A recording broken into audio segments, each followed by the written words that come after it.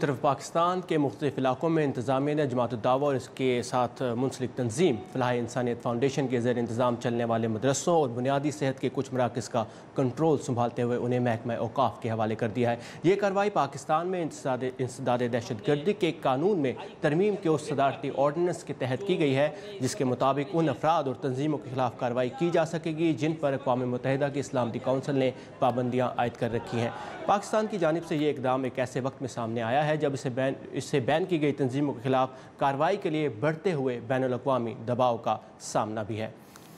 اقوام متحدہ کی سلامتی کونسل کا یہ بھی کہنا ہے کہ حافظ سعید کی زیر نگرانی چلنے والی فلاح انسانیت فاؤنڈیشن جماعت الدعوہ کا ہی دوسرا نام ہے جس کا پہلا نام لشکر طیبہ تھا اور وہ ان تمام کو دہشت گرد تنظیمیں قرار دے چکا ہے جن پر بھارت اور افغانستان میں شدت پسندی میں ملوث ہونے کا الزام ہے۔ مزید جاننے کے لیے ہم بات کریں گے پاکستان اور افغانستان کے لیے وائس آف امریکہ کے بیورو چیف عائشہ تنظیم سے۔ عائشہ، بتائیے گا کہ اس کریک ڈاؤن کے بعد حکومت کا اگلا قدم کیا ہوگا؟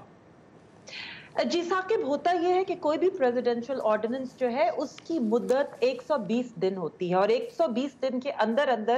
اگر اس کو پرماننٹ رکھنا چاہے حکومت تو اس کو کرنا یہ پڑتا ہے کہ اس کو ایک بل کے طور پر پارلیمنٹ میں پیش کرنا پڑتا ہے اور پھر وہ کمیٹی میں جاتا ہے اور وہ سارا پروسیس شروع ہوتا ہے، اور اگر یہ پیش نہ ہو تو وہ آٹومیٹکلی 120 دن کے بعد ایکسپائر ہو جاتا ہے۔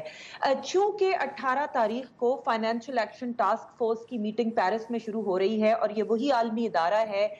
جس کی گرے لسٹ پر شامل ہونے کے خوف سے پاکستان نے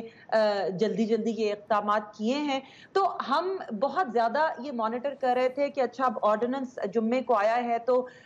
ہمارا خیال تھا کہ پیر کو حکومت